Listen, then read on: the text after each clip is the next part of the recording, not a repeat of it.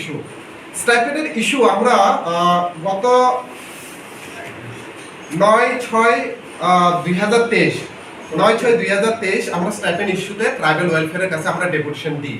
উনি আমাদেরকে আশ্বাস করেছিলেন যে 20 জুনের ভিতরে সব স্টাইপেন্ড ক্লিয়ার হয়ে যাবে, কিন্তু আজকে দেখুন আজকে 27 জুলাই, এখন অবধি প্রচুর ছাত্রছাত্রী কোনো প্রকারের স্টাইপেন্ড ঢুকছে না, কারো ক্ষেত্রে কম ঢুকছে, কারো ক্ষেত্রে বেশি ঢুকছে, এই অবস্থা। তো প্রচুর এরকম গরিব ছাত্রছাত্রী যারা বিএড করেন তাদের স্টাইপেন্ডের পাওয়ার পরে তারা বিএডে ফিস জমা করে তারা অ্যাডমিশন নিতে পারে, তাদের ক্ষেত্রে সমস্যা। এই স্টাইপেন্ডের ক্ষেত্রে আমি আপনাদেরকে সবচেয়ে গুরুত্বপূর্ণ একটা তথ্য দেওয়ার চেষ্টা করছি। আপনাদের অনুরোধ রাখবো আপনারা এই বিষয়টাকে একটু জোর সহকারে যদি তুলে ধরেন, খুব আমরাও উপকারিত হব। এখানে দশরথদেব মেরিট অ্যাওয়ার্ড নামে একটা বিগত বামফ্রন্ট সরকার চালু করছিল।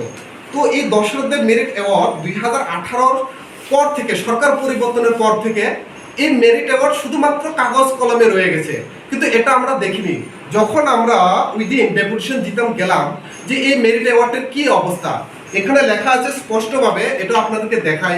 এটা হলো ট্রাইবাল ওয়েলফেয়ারের অফিসিয়ালি কাগজ, যেখানে দশরথদেব মেরিট অ্যাওয়ার্ড নামে কিন্তু 2018 থেকে আজকে 2023 অবধি লিস্টে নাম আসছে, কিন্তু কয়জন ছাত্র টাকা পাচ্ছে, কি হচ্ছে, এই টাকাগুলো কোথায় যাচ্ছে, কোনো বিজ্ঞপ্তি নেই, কোনো একটা নির্দিষ্ট অফিসিয়ালি ডাইরেক্টরের কাছে কোনো নোটিশ নেই, কোনো হিসাব নেই এই টাকাগুলো কোথায় যাচ্ছে। এটা হলো অফিসিয়াল, আপনারা ফটো তুলে নিতে পারেন। এই কাগজে পুরোপুরিভাবে এখানে দেওয়া হয়েছে। সেখানে বলা হয়েছে কি, এখানে বলা হয়েছে যদি কোনো এসটি স্টুডেন্ট 80% মার্কে যদি বেশি পায় তাহলে 12-এ তাকে 10,000 টাকা এবং মাধ্যমিকে 5,000 টাকা মেরিট অ্যাওয়ার্ড দেওয়া হবে। দশরথদেব মেরিট অ্যাওয়ার্ড, যেটা বিগত বাম আমলে এটা চালু ছিল, কিন্তু আমরা দেখতে পাই 2018 পর থেকে এটা পুরোপুরিভাবে বন্ধ। তো আমরা ওই দিন যখন কোশ্চেন জিজ্ঞাসা করি, তারা বলছে কি না প্রকল্পটা চালু রয়েছে। তাহলে প্রকল্পটা যদি চালুই থাকে, আজকে 2018 থেকে আজকে 2023 অবধি এত বছর, প্রায় 6 বছর, এই প্রকল্পের টাকাগুলো কে পাচ্ছে, কোথায় যাচ্ছে? একটা যদি আমরা গড় হিসেবে যদি ধরি, যদি 10 জন যদি এসটি ছাত্র 80% মার্ক করে যদি ক্লাস 12 পাস করে থাকেন, তাহলে 10,000 টাকা করে যদি আমি ধরি, প্রায় তো 1 লাখ টাকা না? তাহলে এই টাকাগুলো কোথায় যাচ্ছে, কোন খাতে যাচ্ছে, এটার কোনো হিসাব তাদের কাছে নেই, ওরা আমাদেরকে দিতেই পারেনি। তাহলে আপনাদের সাংবাদিকদের মাধ্যমে আমরা এটাই কোয়েশ্চেন করতে চাই যে এইভাবে যে ট্রাইবাল ওয়েলফেয়ারের দশরথদেব মেরিট অ্যাওয়ার্ড স্টাইপেন্ডের নামে এইভাবে যে ভুলমিল হচ্ছে এবং এডিসির প্রশাসনের আন্ডারে যেভাবে শিক্ষার এক করুণ অবস্থিতি, এর দায়ভার কে নেবে?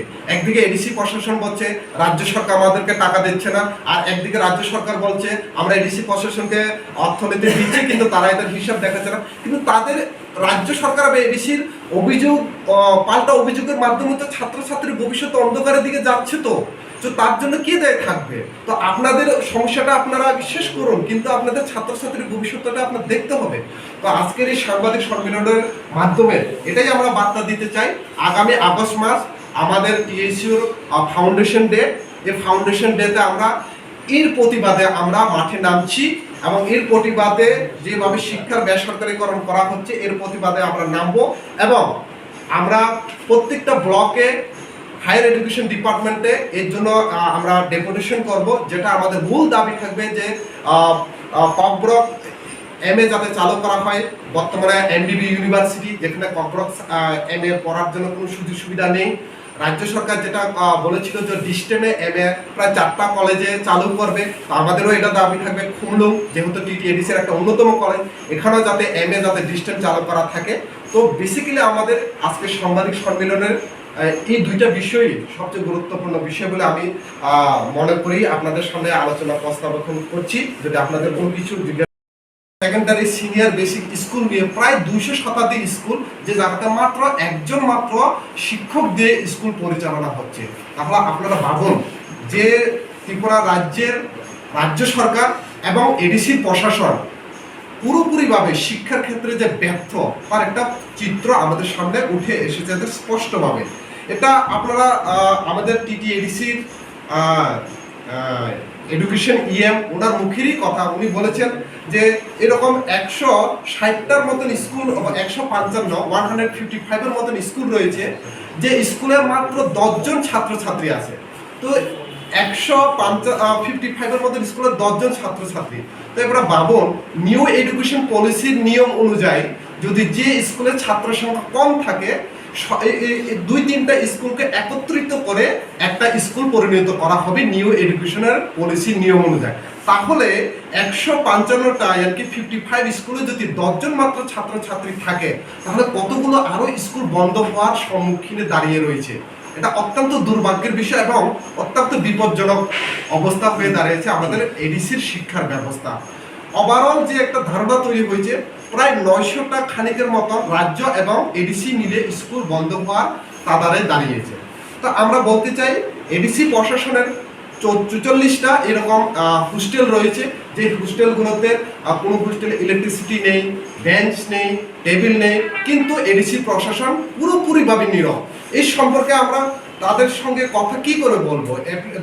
ডেপুটেশন দেওয়ার জন্য যখন আমরা অ্যাপ্লিকেশন চাই, পারমিশন চাই, সেটাও আমরা পাই না, যেটা আপনাদের সামনে আমি দেখিয়েছি। 1 মাস হয়ে গেছে, এখনো তো কোনো শর্ত নেই। তাহলে এই এডিসির যে এই দুর্দশা, সেটা থেকে আমরা কি করে মুক্তি পাবো?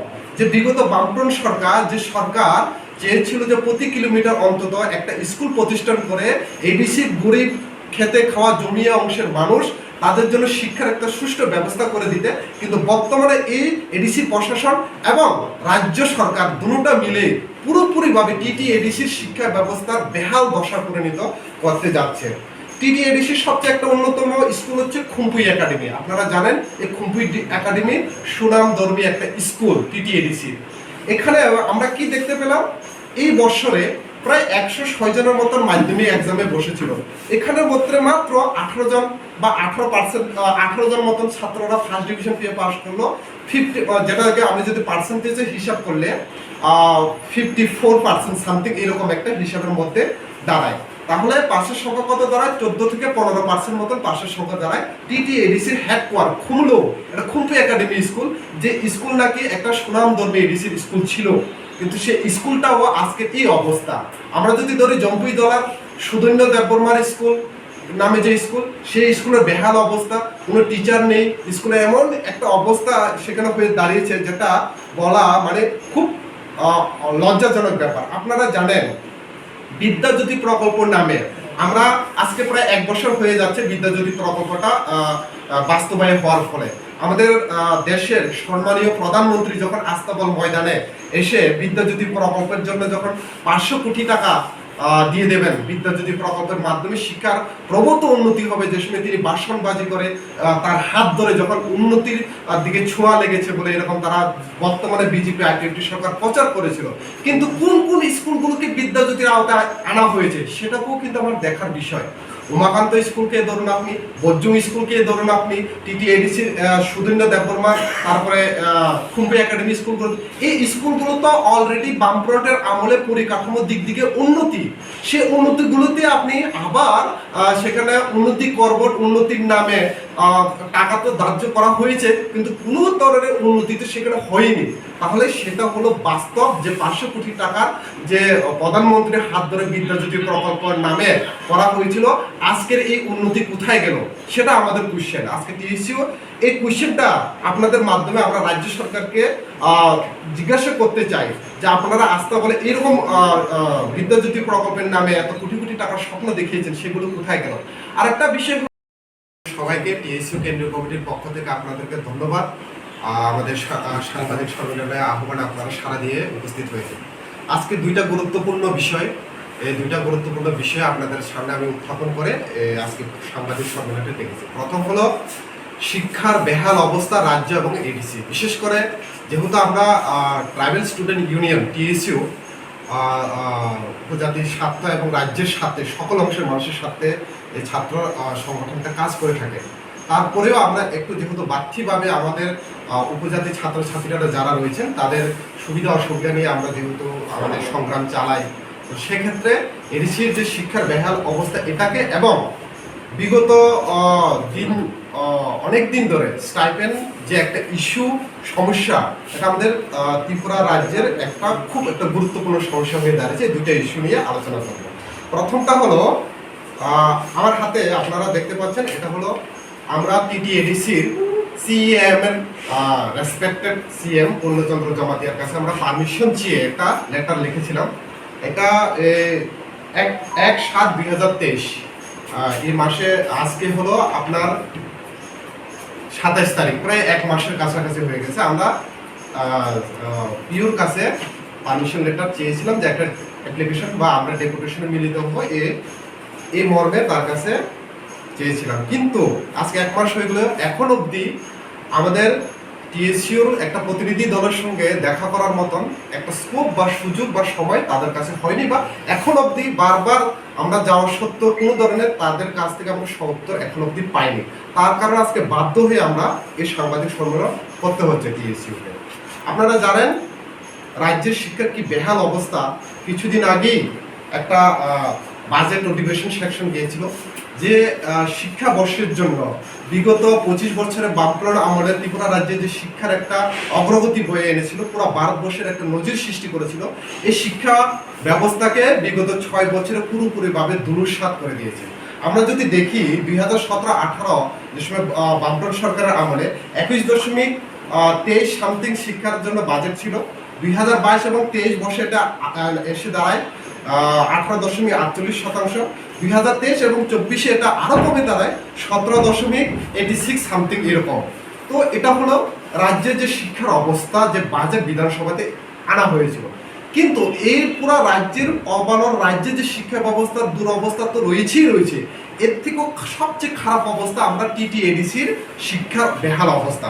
সেটা হলো কি, আপনারা সবাই জানেন যে টিটিএডিসির আন্ডারে, অ্যাডমিনিস্ট্রেশনের আন্ডারে টোটাল 1634টার মতন স্কুল রয়েছে। তো টোটাল 1037টা স্কুলের মধ্যে প্রায় 50% এরকম স্কুল রয়েছে যে স্কুলগুলোতে এইচএম নেই, হেডমাস্টার ছাড়া এই স্কুলগুলো পরিচালনা হচ্ছে, প্রায় 50% মতন স্কুল। তার পাশাপাশি 160টার মতন এরকম স্কুল রয়েছে যে স্কুলগুলোতে একজন মাত্র টিচার দ্বারা পরিচালিত হচ্ছে। ভাবুন শিক্ষার কি বেহাল অবস্থা। নবোদয় স্কুল, আমাদের দেশের সম্মানীয় অর্থমন্ত্রী নির্মলা সীতারামন উনি একটা সময় প্রেস মিট করে বা একটা ডিক্লেয়ার করেছেন যে প্রায় 1300 কোটি টাকার মতন একটা দিয়েছিল যে ত্রিপুরা রাজ্যের নবোদয় এবং একলব্য স্কুলের ডেভেলপমেন্ট করার জন্য। তাহলে এত টাকা দেওয়ার পরও আজকের ত্রিপুরা রাজ্যের আপনারা একটু ঘুরে দেখুন নবোদয় এবং একলব্য স্কুলের কি অবস্থা।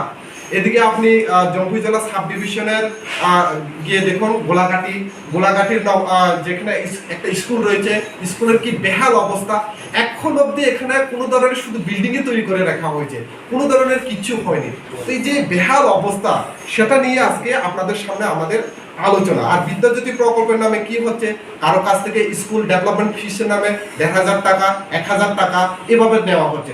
তাহলে আপনি যদি 500 কোটি টাকায় যদি আপনি বিদ্যাজ্যোতি প্রকল্পের নামে উন্নতি করার জন্য আপনি বাজেট দিয়েছেন, তাহলে কেন আবার 1500 টাকা 1000 টাকা এইভাবে আপনি নিচ্ছেন কেন? আপনি যদি সত্যি স্কুলগুলোর শিক্ষার ব্যবস্থাগুলো আপনি উন্নতি করতে চান। আরেকটা বিষয়, আমরা বিদ্যাজ্যোতি প্রকল্পতে আমরা দেখেছি ককবরক সাবজেক্টকে পুরোপুরিভাবে অবহেলিত করার চেষ্টা করছে। আমরা ওই সময় এসএফআই টিএসইউ এটা দৃঢ় প্রতিবাদ করে আমরা আন্দোলন করেছি। কিন্তু ইদানিং এই কয়েকদিন আগে আবার একটা নতুন সেখানে ষড়যন্ত্র কি হলো, এবার নাকি যারা বাংলা মিডিয়ামের ছাত্র রয়েছেন তারা আর বাংলা ভাষায়, যারা বাংলা হরফে এতদিন পড়াশোনা করছেন, বাংলা মিডিয়ামের ছাত্রছাত্রীরা বাংলাতে লিখতে পারবে না, পরীক্ষায় বসতে পারবে না। তাহলে ভাবুন এই যে 75-এর মতন বা 73টা যে স্কুল রয়েছে বাংলা মিডিয়াম থেকে, যারা টিবিএসসি বোর্ড থেকে সিবিএসসি বোর্ডের আওতায় এনে করা হয়েছিল, এই সমস্ত ছাত্রছাত্রীর ভবিষ্যৎ কি হবে? তাদেরকে এভাবে ভবিষ্যৎ অন্ধকার দিকে ঠেলে দেওয়া হচ্ছে। তো এই বিদ্যাজ্যোতি প্রকল্পের নামে যে অন্ধকার জ্যোতি ত্রিপুরা রাজ্যে এই বর্তমানে বিজেপি সরকার এবং এডিসি প্রশাসনের যুদ্ধ মিলিতভাবে করা হচ্ছে, সেটার আমরা ভুল প্রতিবাদ জানাই টিএসইউ কেন্দ্রীয় কমিটির পক্ষ থেকে।